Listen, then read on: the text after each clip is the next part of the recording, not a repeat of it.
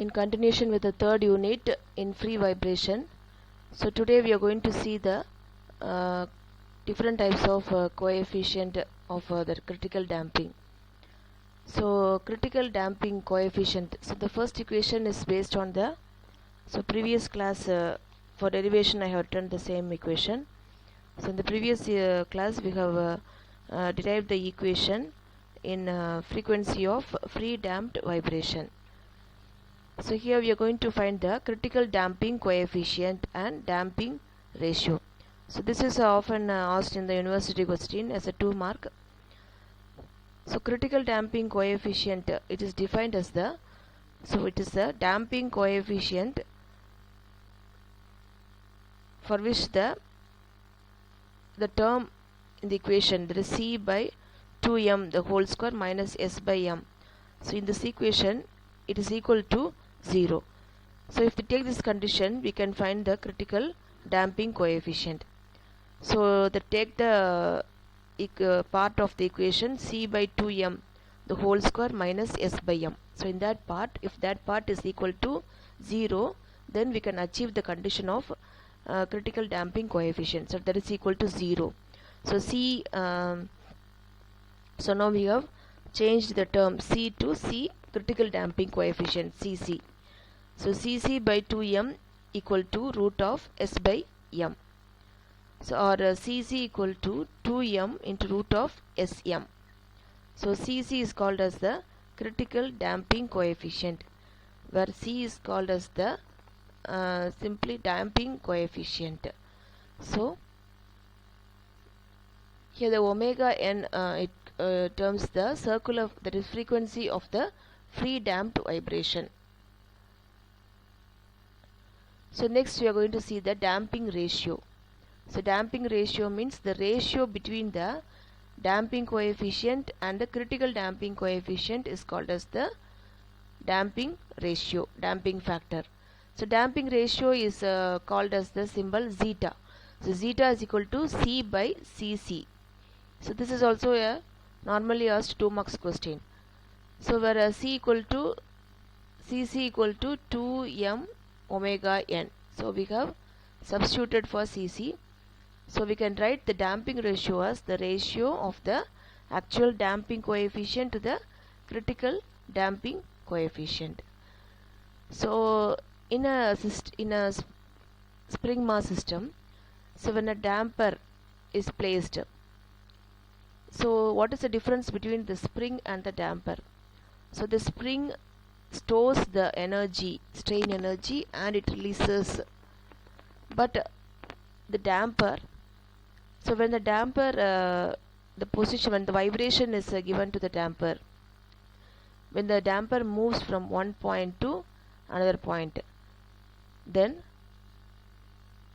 the shortest distance taken for traveling, for moving the damper from one point to another point is called as the critical damping. So if large amount of time, more time is taken for moving from one point to another in a damper, it is called over damped. And if it takes a normal time for moving, it is called as under damped. So in most of the places under damped is used, that is normal condition. But we are comparing the critical damping for finding the damping ratio, because critical damping is the shortest time interval for moving from one point to another point in a damper. So we are taking the critical damping for finding the damping ratio. So C by Cc is equal to C by 2m omega n.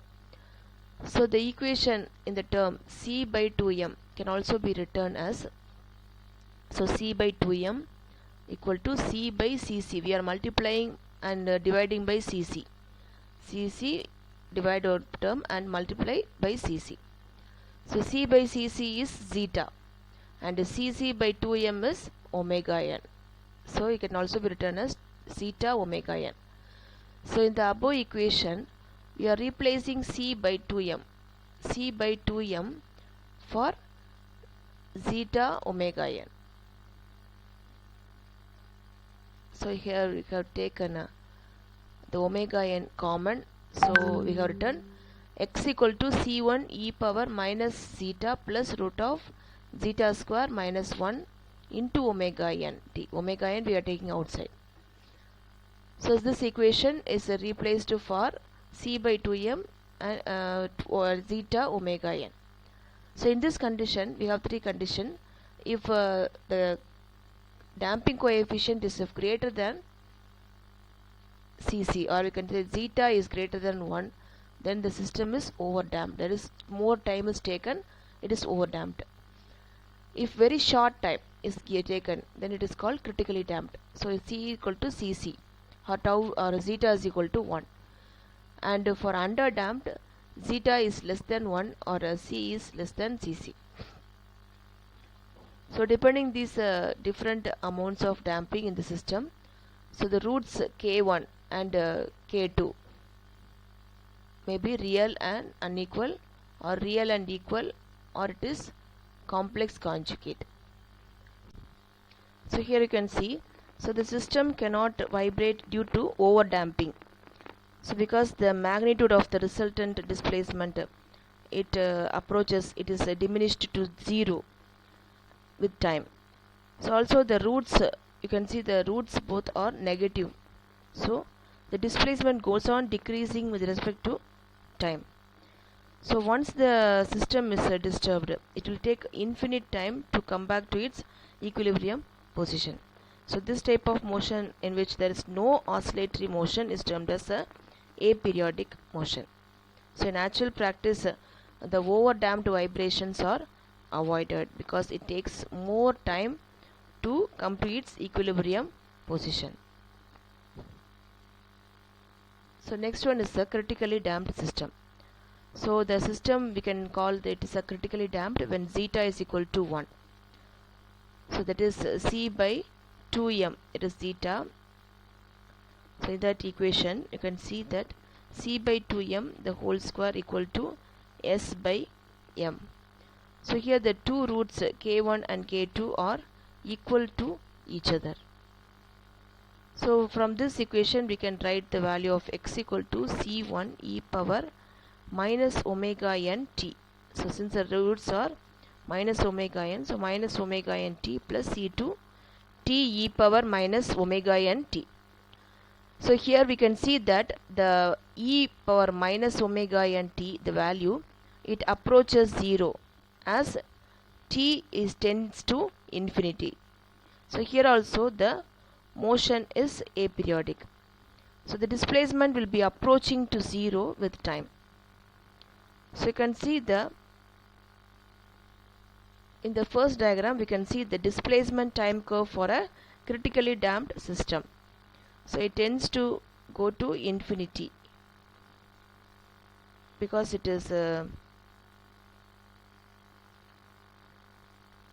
approaching to 0, the displacement is approaching to 0 with time. So the second curve shows the displacement time curve for comparison of critically damped system and over damped system. So when zeta equal to 1, we can see the lower curve, that is critically damped system. So when it is increased, over damped, so zeta is equal to 2 and zeta is equal to 5. So zeta is equal to infinity, it goes on.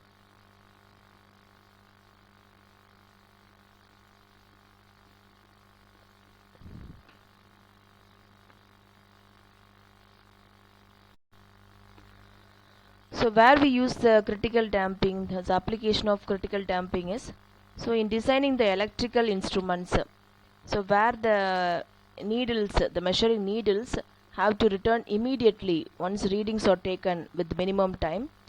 So there we are using the critical damping. Also in a hydraulic door closer, so where the door has to return to its original when we open the door and when we close the door has to return to its original position after it is opened within short possible time. So in guns also, when it is fired, then after recoiling it returns to its original position in a minimum possible time, very short time. So there we use this critical damping system. So the third one we are going to see is under damped system, that is zeta is less than 1. So in most cases of the damping we use only the under damping or normal damping. So here the condition is zeta is less than 1. So the condition C by 2m whole square is less than S by m. So here we have the two imaginary roots, that is complex roots. K1 and 2 is minus zeta plus or minus I root of 1 minus zeta square into omega n. So based on the roots we write the differential equation like this. So in the equation in this form is not a very useful one because it is imaginary number. So we have to substitute root of 1 minus zeta square into omega n for omega d, where d is the frequency of the damping. So now we can substitute x equal to e power minus zeta omega n t in this equation. We have to substitute for omega d. So after substituting for omega d, we have to write the expand the e power I omega d. So cos omega d t plus I sin omega dt. So then take C1 cos omega dt as a common and sin omega dt as a common. So the C1 plus C2 is substituted for A, and C1 minus C2 I C1 minus C2 is substituted for B. So here A and B is termed as a constant. So we can write A is equal to x sin phi and B is equal to x cos phi. For substitution we are writing like this. So in this equation we have to substitute A is equal to x sin phi and B is equal to x cos phi. So then after substitution write x equal to x into e power minus zeta omega n t. Take that as a common and write sin omega dt plus phi. So the equation sin A plus B, sin A cos B plus cos A sin B. So this equation, in this equation we have two constants, that is x and phi, and their values can be calculated. So this equation, the frequency, you can see the frequency omega d, it is shown in the system. So as this value is less than 1, the under damping system is zeta is less than 1. So if zeta is less than 1, then we can say that the omega d is always less than omega n.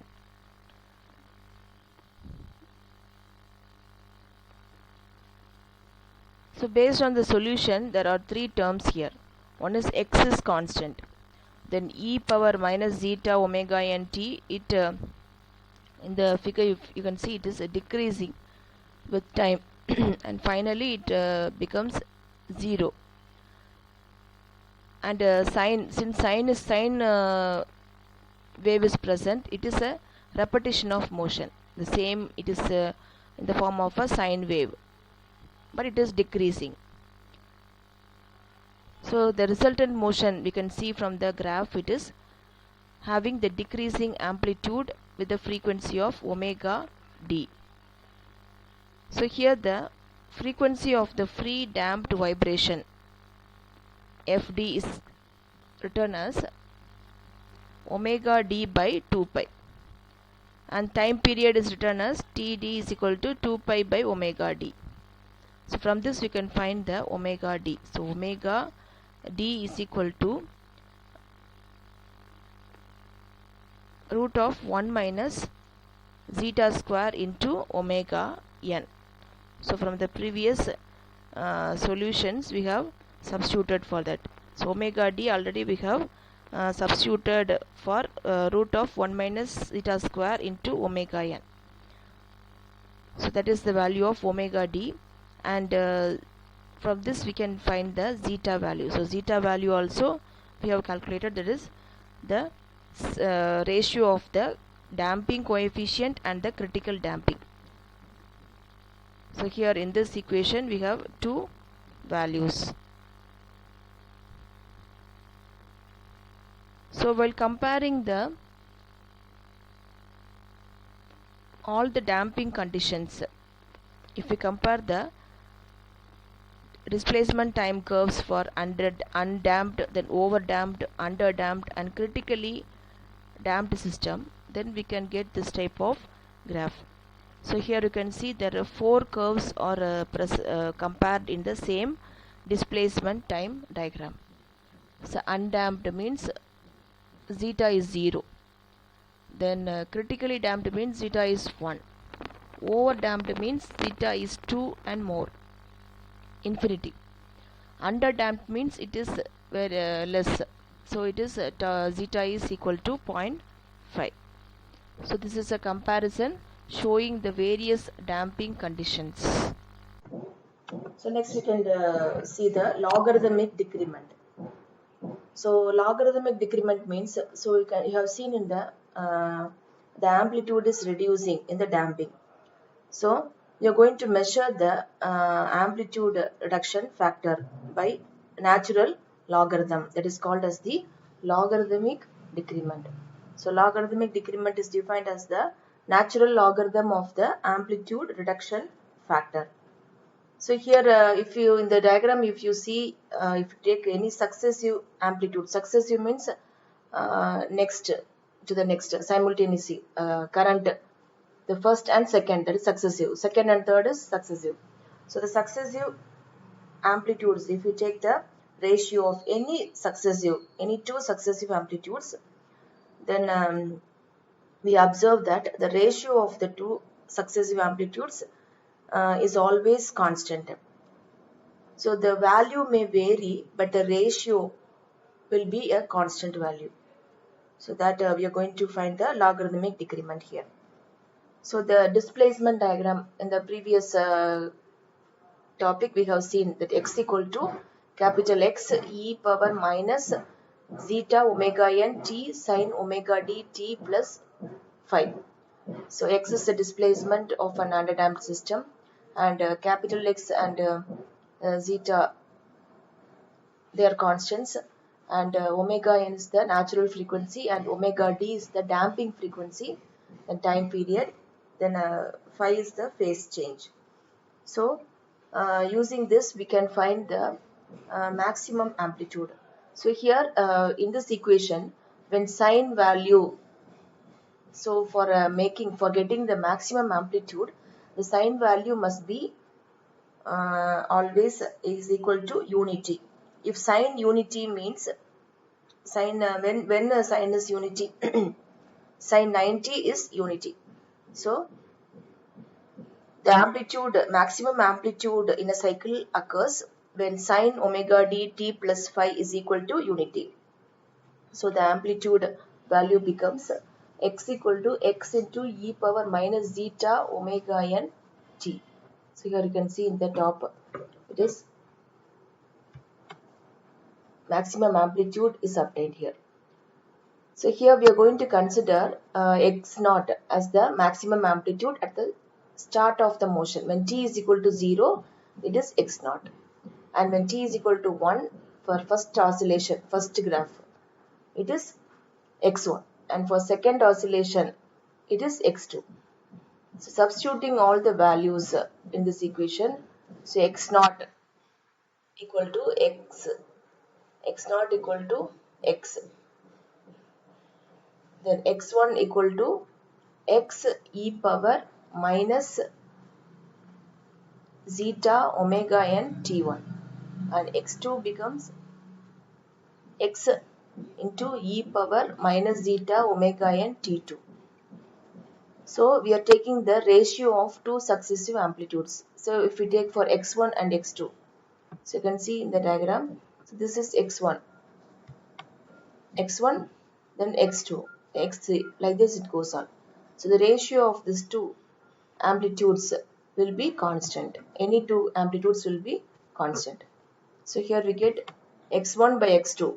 So divide So we get e power x cancelled. So e power zeta omega n t1 minus of minus. So we can simplify and find the answer. So it is common, take outside, and t2 minus t1. So here the ratio, you get the answer. So this ratio is constant for any two successive amplitudes. So it is proved that the amplitude reduction factor, that is x0 by x1 and x1 by x2, x2 by x3, similarly to xn by xn plus 1, all are constant. So we can write the logarithmic decrement as, that is delta equal to ln xn, it is a ratio, xn by xn plus 1 equal to ln of this value. So it is zeta omega n tt. If we take the ln and e will be cancelled. So zeta omega n tt. So that is delta is equal to zeta omega n. The td is 2 pi by omega d. So this is the logarithmic decrement formula for finding the ratio of the amplitude reduction factor. So logarithmic decrement is used to determine the natural logarithm of the amplitude reduction factor, that ratio of the successive two amplitudes. So that is called as the logarithmic decrement. So this is also a 2 marks question asked in your exam. So this is the final answer.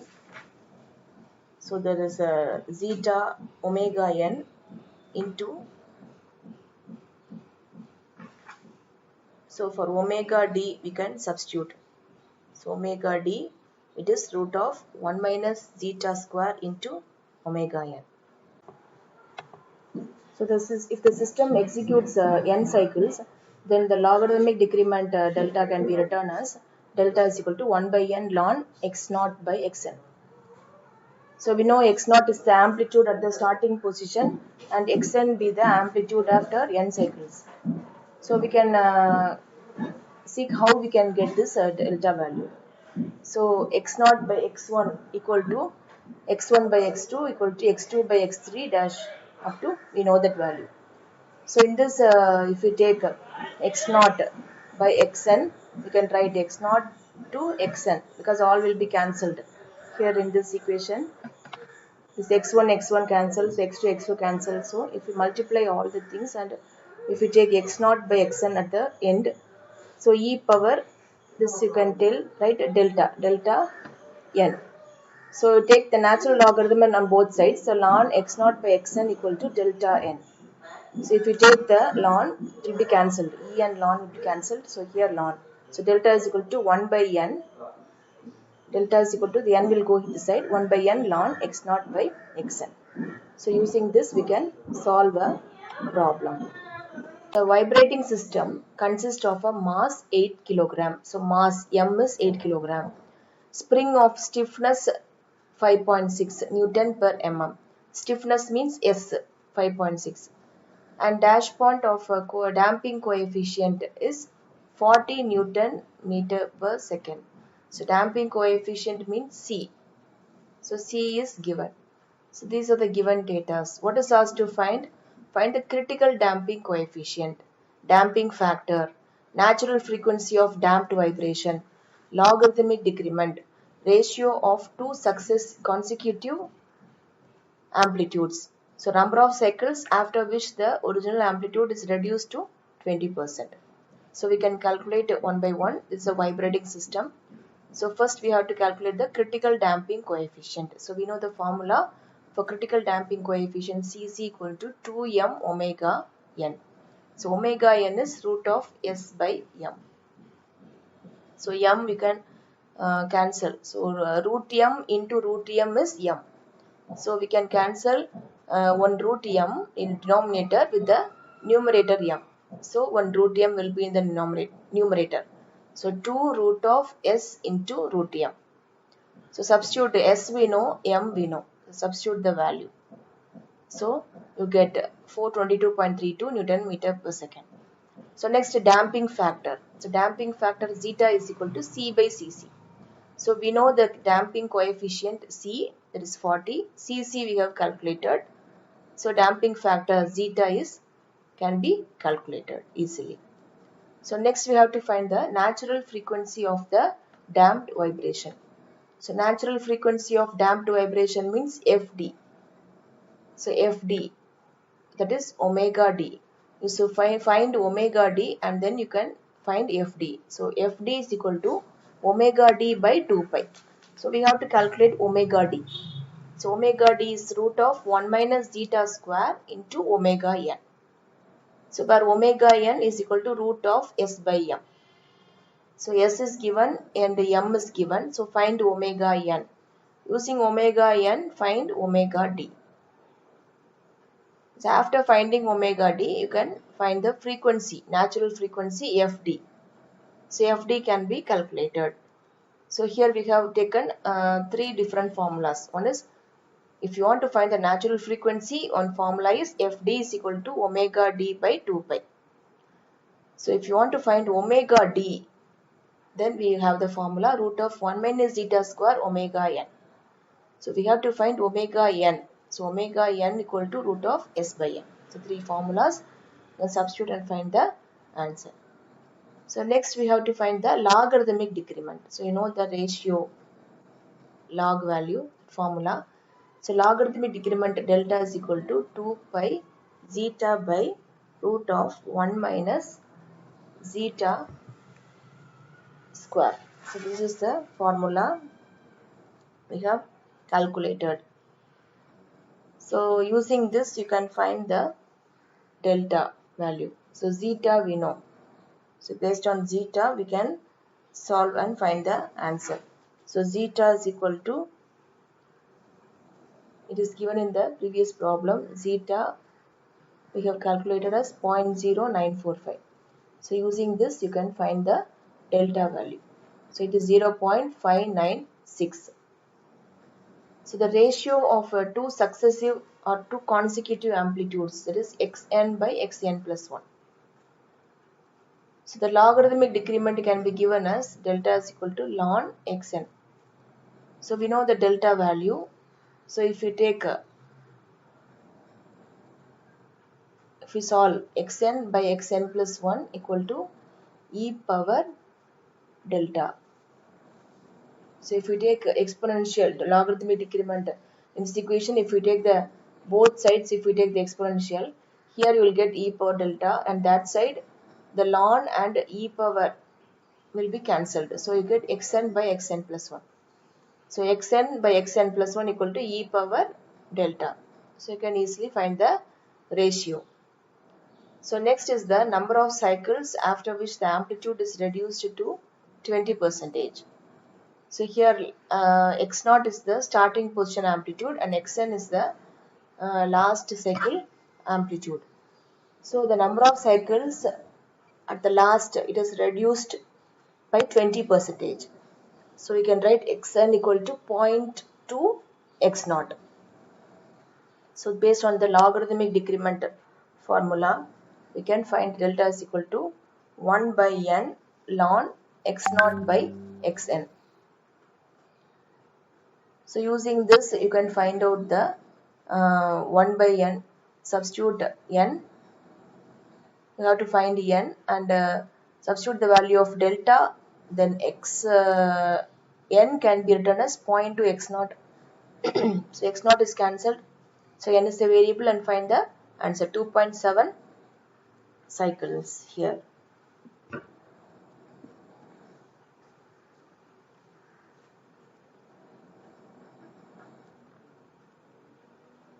So the next problem you can see, an instrument vibrates with a frequency of 1.24 Hz when there is no damping. So when the damping is provided, the frequency of damped vibration was observed to be 1.03 Hz. Find the damping factor and the logarithmic decrement. So using the given values, So frequency is given, that is natural frequency. So when there is no damping means natural frequency. When damping is provided, the frequency is 1.03. So that is damping frequency. So both frequency is given, natural frequency and damping frequency. So you have to find the damping factor. So damping factor, based on the natural frequency, that is omega n. Using omega n, you can find the answer. So omega n equal to 2 pi fn. So omega n you have to find, that is 2 pi into fn, the answer is given. And for damped vibration also, omega d is equal to 2 pi into fd. So because we have to find the damping factor, so for that we need the omega value. So after finding the both the frequencies, so next the frequency of the damped vibration, omega d is equal to root of 1 minus zeta square into omega n. So omega d we know, omega n we know, we can find the damping factor zeta. So next is the logarithmic decrement. So logarithmic decrement, the formula also we know, delta is equal to 2 pi zeta by root of 1 minus zeta square. So based on zeta you can find the logarithmic decrement also.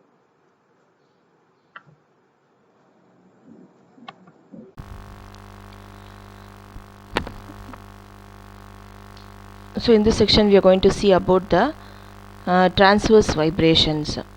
So when the particles of the shaft or a disc, it moves approximately perpendicular to the axis of the shaft, then we call that vibration as transverse vibration. So this is the transverse vibration system. So here we are going to find the natural frequency of transverse vibration of various systems. Here I consider different beams. So in the transverse position, and we are going to consider the condition of various beam deflections, and then we are going to find the deflection and the natural frequency of each beam under various load conditions. So already in the strength of materials we have studied the deflection, the formula of deflection for various beams. So we have derived the formulas. So here we don't need the derivation, but we need the formula for the deflection, and from that we have to find the frequency. So the formula alone is enough in this section. So for solving the problems, the formula alone you have to study thoroughly, then only you can solve the problems based on this beams. So first, cantilever beam. So you know cantilever beam is one end fixed and one end is free.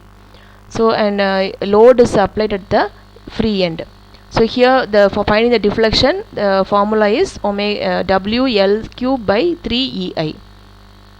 So W is the load, L is the length, and E is the modulus of elasticity, and I is the moment of inertia. So using this we can find the deflection. So using this another formula is there, natural frequency 1 by 2 pi into root of S by M. So based on the deflection, the frequency changes for every beam. So you have to memorize this formulas, end formula, that is 0.4985 by deflection. If you know the deflection, we can find the natural frequency. The second, if the UDL is applied on the cantilever beam, then the deflection formula is there, and the natural frequency is 0.621 by root of delta. So next is the simply supported beam. So simply supported beam means at the both the ends there is a support which is at the two ends, both the ends. So the beam is placed on the two support, that is simply supported. So the load is applied at the first part. There is a central point load at the middle, that is central point. Then delta is given, and natural frequency formula is calculated. Then eccentric point load is the distance is not at the center, but From the left it is at a distance of A, and from the right side it is at a distance of B. Then the deflection and natural frequency formula is given. Then the third part is UDL is applied on the simply supported beam. So the delta is given and the natural frequency formula is given. So next part is fixed beam. So fixed beam means both the ends of the beam is fixed and the load is acting at a various conditions. One is the central point load and eccentric point load, then UDL. So based on the fixed beam we have three formulas for deflection and correspondingly different formulas for natural frequency. So you have to study thoroughly the formulas, then only you can solve the problem. So next we can see the problem. A cantilever shaft 50 mm diameter and 300 mm long has a disc of mass 100 kg at its free end. The Young's modulus for the shaft material is 200 giga-Newton per meter square. Determine the frequency of longitudinal and transverse vibration of shaft.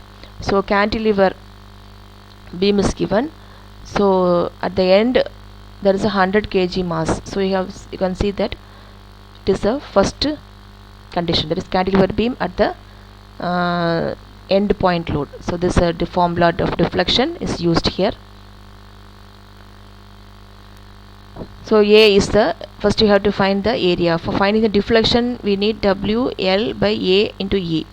So W is given, I you have to find, that is pi by 64 d power 4, that is the polar moment of inertia, that is pi by 4 d power 4. So next is the area we have to find, then area calculated, then you have to find the deflection delta using the formula W L by A E. So this is delta equal to W L by A E is the frequency. It's for finding the frequency of the longitudinal vibration of the shaft. So for transverse vibration of the shaft we have delta is equal to WL cube by 3EI based on the table. So we have to find the two frequencies, frequency of longitudinal and transverse vibration. So for longitudinal we have the formula, first formula, and for transverse vibration we have the third formula. So based on this you can find the natural frequency.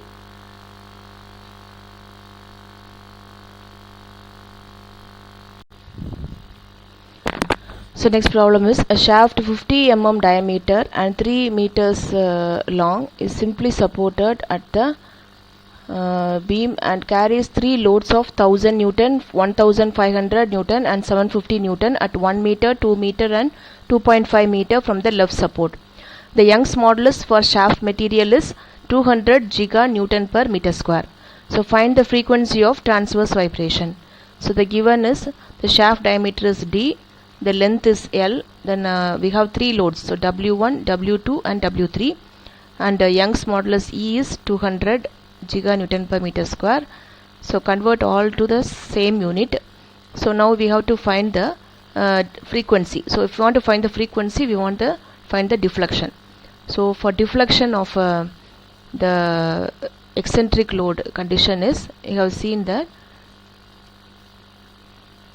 eccentric load condition. So the formula is W A square B square by 3 E I L. So using this we can solve the problem. So we have to find A is varying for every load. So A and B we have to calculate for every load, and I we have to find pi by 64 into d power 4. So the moment of inertia value. So I is calculated, then deflection. So deflection we have to calculate for each and every load. So for D1 is delta 1 is for 1000 that load. So A is 1 and B is that side is 2 meter. So delta 1, delta 2 and delta 3. So all we have to calculate separately. So next based on this deflection we have to find the frequency. So the frequency is only same. So we have to add all the deflections together, delta 1 plus delta 2 plus delta 3. So the formula for finding is 0.4985 by root of delta. So root of delta means we have to add all the deltas. So delta 1 deflection, all the deflections we have to add. So delta 1 plus delta 2 plus delta 3. So all three deflections we have to add for this finding the natural frequency. So there is the frequency unit is hertz. So it is a 3.5 hertz. So next we have to see in the critical speed of shaft, or it's a whirling speed of shaft.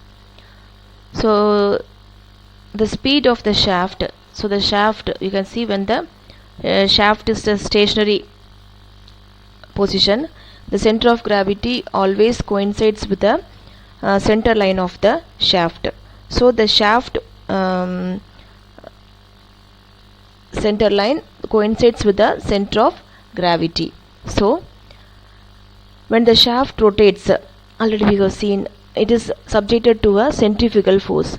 So this force makes the shaft to shift the gravity, center of gravity towards downwards. So what happens, the position of G is moved to the downwards. So the shaft bends and in the direction of eccentricity of the center of gravity. So you can see the shaft bend and rotate. So it is the speed. So the critical speed means the speed at which the shaft tends to vibrate violently in a transverse direction, that is called as the critical or whirling or whipping speed of the shaft.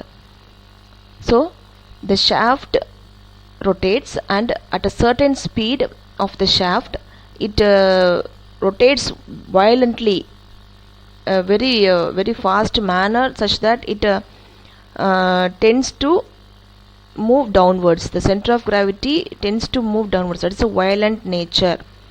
So the system may even fail at this speed. So that speed of the shaft is called as the critical speed. So as a definition we can say the speed at which the shaft runs, so that the additional deflection of the shaft from the axis of rotation becomes infinite. So deflection becomes infinite, that is it may even break or it may even stop the machine from moving. That speed is the whirling speed. So here the causes of critical speed, we have three causes. One is the gears and flywheel or pulleys may be mounted eccentrically. So they, due to eccentrically mounting, like gears, pulleys and flywheels, the critical speed cause. And the bending of the shaft because of its own weight. When the mass is concentrated downwards, then the shaft may bend. So due to bending also critical speed occurs. And the non-uniform distribution of the rotor material. So the rotor material should be uniformly distributed. The mass should be uniformly distributed. If it is not uniformly distributed, then critical speed may occur. So this is about the critical speed. So when the shaft is stationary, the center of gravity coincides with the axis of rotation. When the shaft is rotating, the center of gravity shifts due to the certain reasons, that is due to eccentricity or bending of the shaft, or due to non-uniform distribution of the rotor material. So due to this, the critical speed.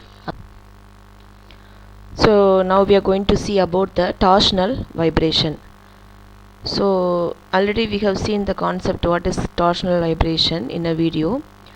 So when the shaft is twisted and untwisted alternately, then we can say that there is a torsional shear stress, it is induced in the shaft. So the twisting and the untwisting movements are known as the torsional vibrations. So here we are going to consider the particles of the body. So there is a body, so and the body moves in a circle about an axis of the shaft. So here we are going to consider find the frequency of the torsional vibration. It is a natural frequency of the torsional vibration of various systems. So we are going to see what is torsional vibration and consider the torsional vibration in a single rotor system, then 2 rotor system and 3 rotor system. So here we can see what is the how to find the natural frequency of the free torsional vibration. So here we are going to consider there is a shaft, uniform shaft of negligible mass. It is rigidly fixed at this upper end. So it is carrying a disc at the lower end. So if the disc is given a twist about the vertical axis and then released, it will start twisting and untwisting about an axis. Then it is known as the torsional vibration. So let us assume some of the terms. So m be the mass of the disc in kilogram, and k is the radius of gyration in meters. So what is radius of gyration? So when a body is rotating, so we consider that the mass of the body is assumed to be concentrated at a single point. So that is called as the center of gravity. So depending upon the distribution of mass at a point, the center of gravity, the mass will be concentrated. So the radial distance between the center of gravity of the rotating body and the axis of rotation, it is called as the radius of gyration. So let k be the radius of gyration of a disc in meters, and this is important for finding the mass moment of inertia. So let I be the mass moment of inertia, that is equal to mk square. So the theta is the angular displacement of the disc at any instant, and q be the torsional stiffness of the shaft. So every material have a torsional stiffness of the shaft, or we can tell that it is a torque required to twist the shaft through 1 radian. So we are going to derive the frequency, natural frequency, by a method. It is the equilibrium method. So equilibrium method, already we have seen, it is based on the D'Alembert's principle. So the various torques, so here we have various torques acting on the disc. So one is the accelerating torque. So when we see from the top side, so the disc moves the clockwise. So the direction, the acceleration torque is the direction where the movement takes place, that is a clockwise direction.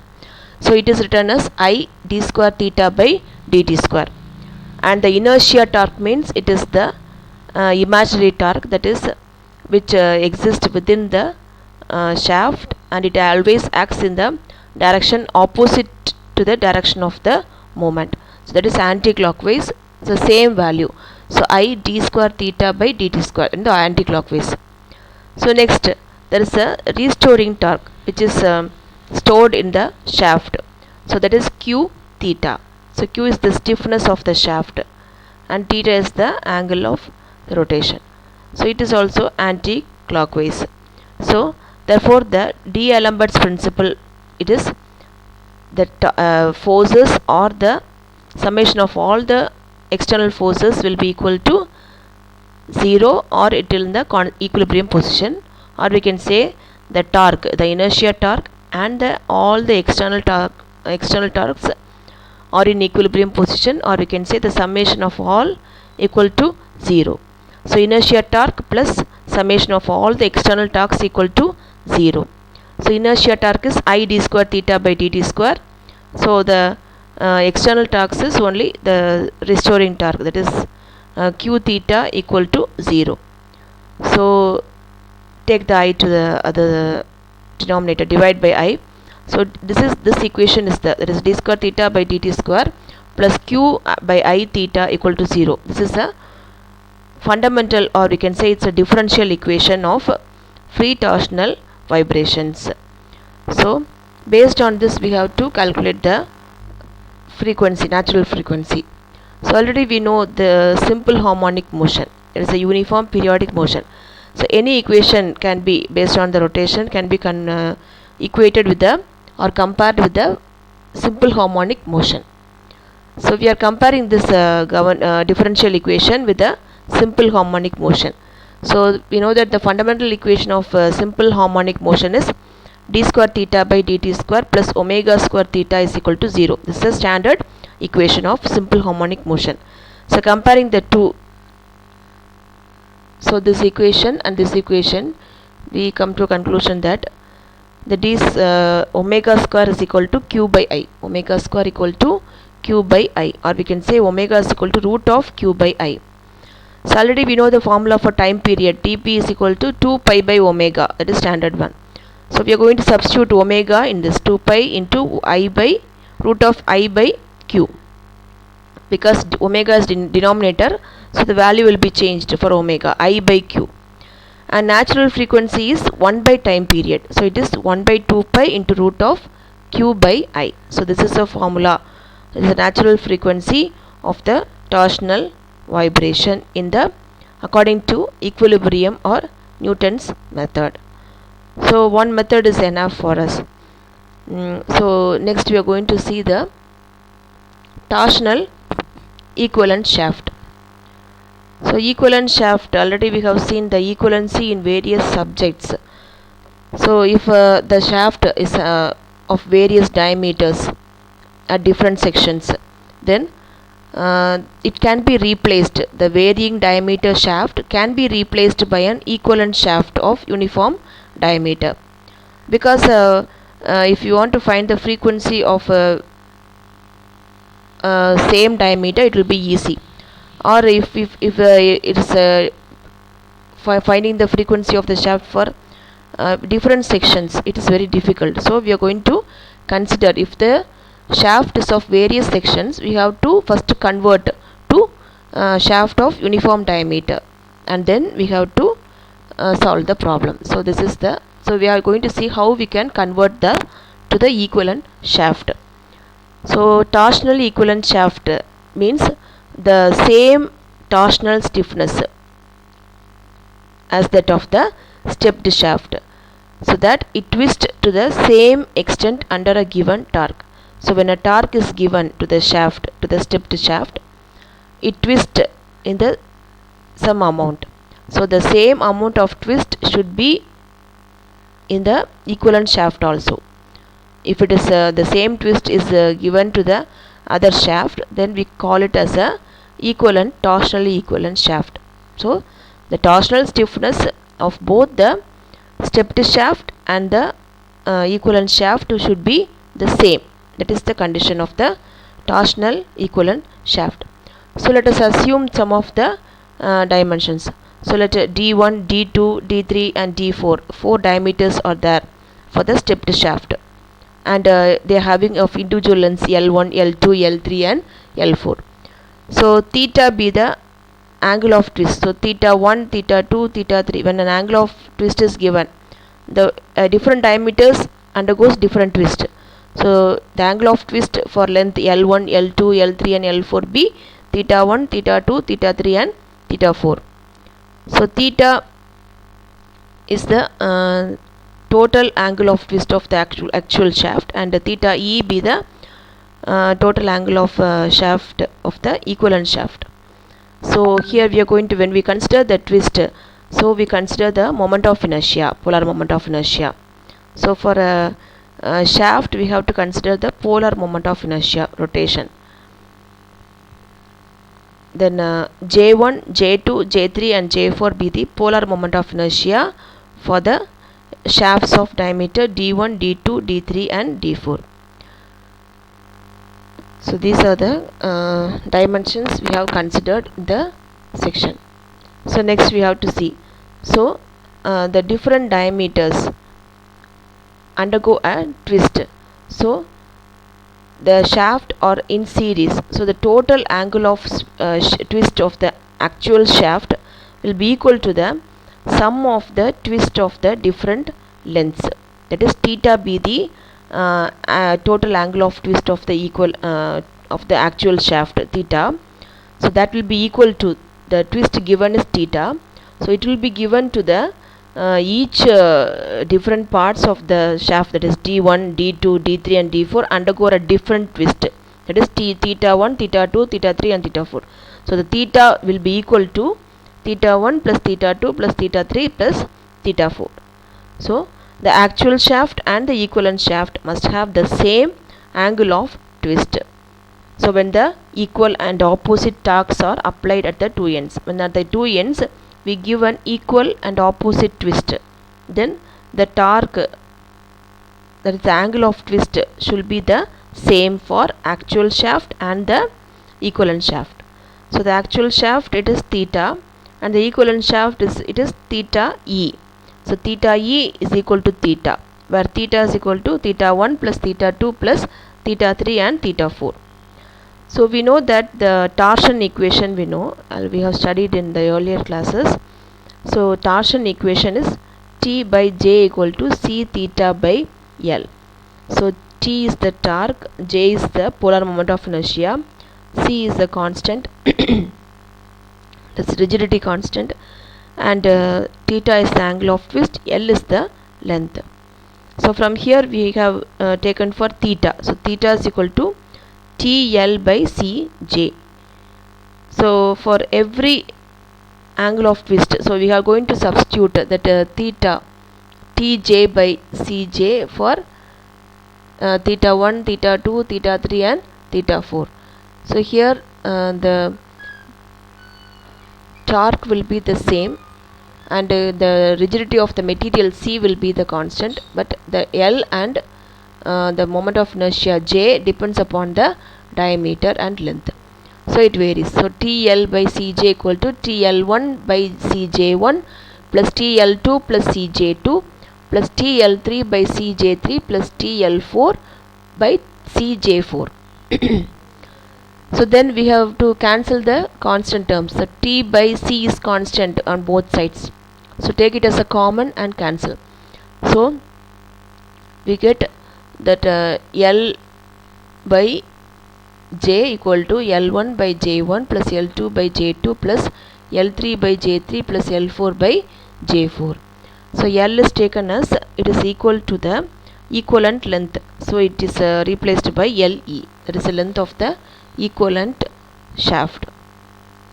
So next we are going to substitute the J value, that is J formula in this equation. So L by pi by 32 d4 de per 4. So this is the polar moment of inertia formula. So J is equal to pi by 32 d per 4.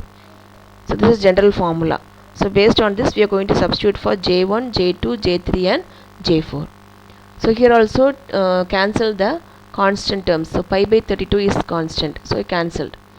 So LE by d4 d per 4 equal to L1 by d1 per 4 plus L2 by d2 per 4 plus L3 by d3 per 4 plus L4 by d4 power 4. So we are going to take the d to the other side. So LE equal to L1. So this is the d is taken as the diameter of the equivalent shaft. So we are replacing d by de. So L1 into de by d1 whole power 4 plus L2 into de by d2 whole power 4 plus L3 into de by d3 the whole power 4 plus L4 into de by d4 whole power 4. So the diameter de is chosen as the diameter of the actual shaft, or we can say it is the length of the equivalent shaft. So if we assume that the equivalent length of the shaft is equal to d1, the diameter d1, then we can substitute for de for d1. So Le equal to L1 plus L2 whole power d1 by d2 whole power 4 plus L3 into d1 by d3 whole power 4 plus L4 into d1 by d4 whole power 4.